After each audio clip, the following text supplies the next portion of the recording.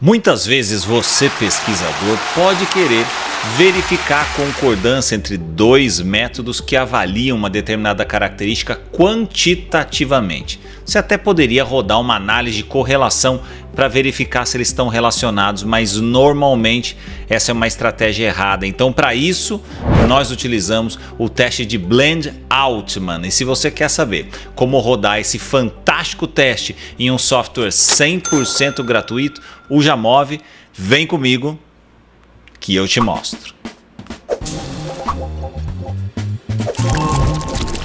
Muito bem, amigo do canal Pesquise. Análises de concordância são muito comuns na área da saúde. Se você está avaliando métodos que avaliam características por meio de variáveis qualitativas, normalmente o teste Kappa ele é muito utilizado. Mas e quando você está avaliando métodos que avaliam quantitativamente, por meio de um número, uma determinada característica? Aí, nesse caso, se você quer verificar se esses métodos concordam, normalmente quando você tem um gold standard, um modelo padrão e um método experimental, aí nós utilizamos o teste Blend-Altman. Então eu tenho certeza que esse vídeo vai te ajudar. Então, por via das dúvidas, já senta o dedo no curtir aqui embaixo, faça já a sua inscrição aqui no canal Pesquisa. Se você ainda não é inscrito, seja muito bem-vindo e não deixe de compartilhar esse vídeo com amigos que também podem se beneficiar dessa informação. Tá? E como eu disse na introdução do vídeo, é até um erro relativamente comum, conceitual, um erro conceitual comum, colegas que fazem análises de métodos diferentes e depois verificam se eles estão correlacionados, fazem um teste de correlação.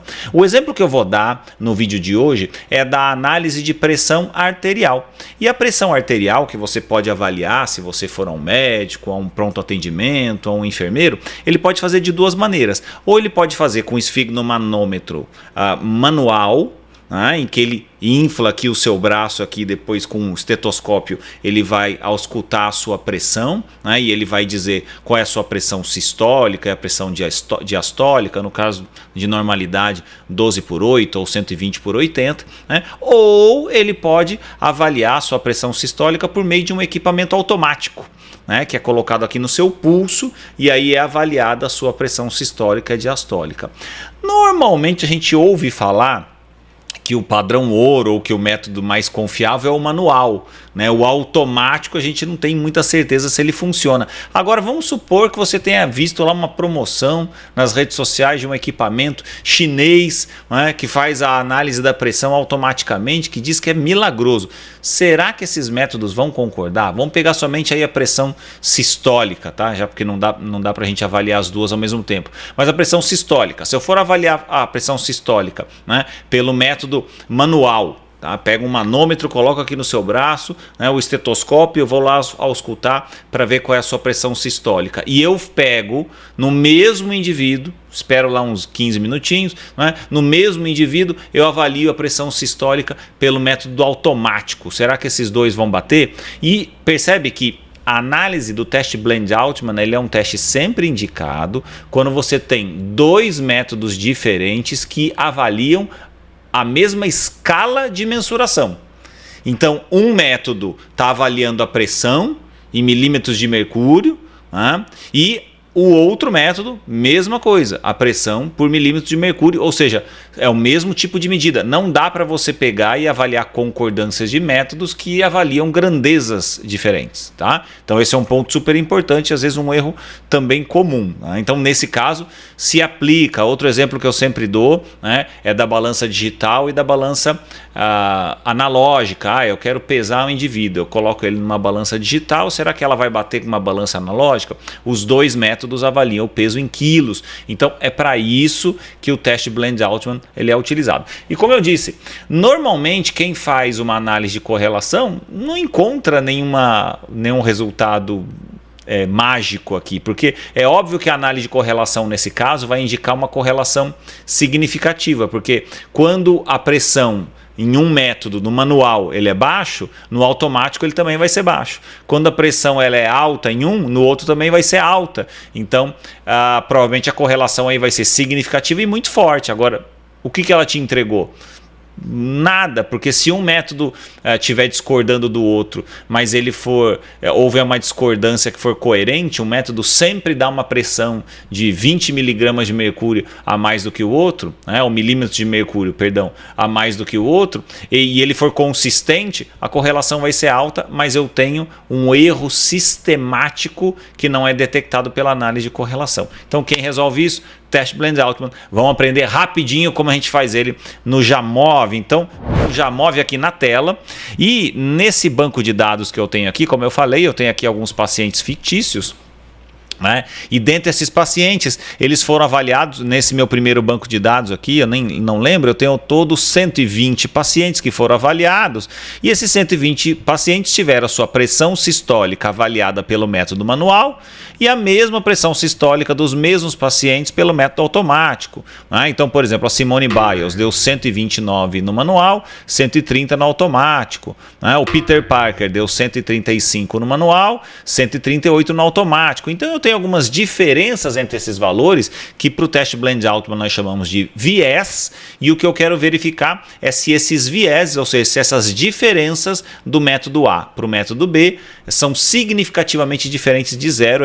É isso que o teste Blend Altman faz, tá? Então, para fazer a análise do teste Blend Altman, você vai clicar aqui nesse módulo aqui no Blend R, e se você não tiver esse módulo instalado no seu Jamov, não se esqueça de ir na biblioteca Jamov. Você vai clicar aqui nos módulos, na biblioteca Jamov, você vai ter vários, pode baixar gratuitamente, tá? Então você tem que baixar o módulo do teste Blend Altman. Deixa eu ver se eu acho ele rapidinho aqui. Não tô achando, deve estar lá para baixo, ou então eu já passei aqui. Bom, mas acredita em mim, tem o teste Blend Altman aqui. Então você vai, tá aqui, ó, Blend R. Então esse módulo você vai clicar aqui no instalar, o meu já está instalado, você vai instalar ele no seu computador para daí você conseguir fazer a análise do teste Blend Altman. São todos módulos gratuitos pelo Jamov, então você pode baixar quantos você quiser. Então você vai clicar aqui no Blend R, e primeiro eu vou começar pela estatística bruta dos dois métodos, tá? E aí aqui é muito simples, é só selecionar o método 1 e colocar aqui, pega o método 2, seleciona aqui e tcharam, ele já faz a análise estatística aqui. E o mais importante é entender que por esse valor de P, basicamente ele está verificando se as diferenças do primeiro método e do segundo método, as diferenças são significativamente diferentes de zero. Tá? Então, se eu tiver dois métodos que não diferem, né? Um deu 135, o outro deu 135. Um deu 140, o outro deu 140. Se os valores forem idênticos em todos os pacientes, a diferença vai ser absolutamente zero. Mas não foi isso que aconteceu. Eu tive pequenas diferenças entre os pacientes. Então, será que essas pequenas diferenças são significativamente diferentes de zero? E aqui o meu valor de P, que é de 0,5, está dizendo que não, porque esse valor deveria ser menor do que 0,05 para que essas diferenças fossem significativas. Tá? Então, já vi que não. Aqui eu posso dizer, os meus métodos estão concordando. Mas o que mais caracteriza o teste Blend Altman é o seu gráfico, que você vai fazer aqui, ó, no Blend Altman Analysis. E aqui mesma coisa, você vai colocar aqui o método 1 na primeira casinha e o método 2 aqui na segunda casinha. Ele faz esse gráfico. E esse gráfico, ele me entrega o quê? A linha dos vieses, ou seja, os vieses são as diferenças que a gente tem. Então eu tenho muitas diferenças, cada pontinho aqui, tá? Então eu tenho aqui a média, né, da pressão sistólica de cada paciente e as suas diferenças, tá, com relação aos dois métodos. Tá? E aí, quando você avalia aqui esse diagrama, eu consigo perceber que as diferenças em cada caso giram em torno de zero. Tá? E aí, além desse gráfico, ele apresenta para mim o intervalo de confiança, ou o bias, que são as diferenças. Ele coloca o valor médio dessas diferenças, que é menos 0,14, ou seja, ele é negativo, mas ele está bem próximo do zero, e o intervalo de confiança com o limite superior e inferior, que são essas linhas ou essa faixa azul. E aí ele coloca também o limite superior de concordância, o limite inferior de concordância e também os seus intervalos de confiança. E mesmo os limites superiores e inferiores da concordância, eles estão relativamente próximos de zero. Tá? Então, por isso que nesse caso eu não tenho uma diferença significativa. Aqui nesse gráfico, se você quiser, você pode colocar um overlapping aqui dos pontos para ver onde estão os pontos mais frequentes aqui ou mais comuns. A gente vê que a grande maioria gira em torno de zero.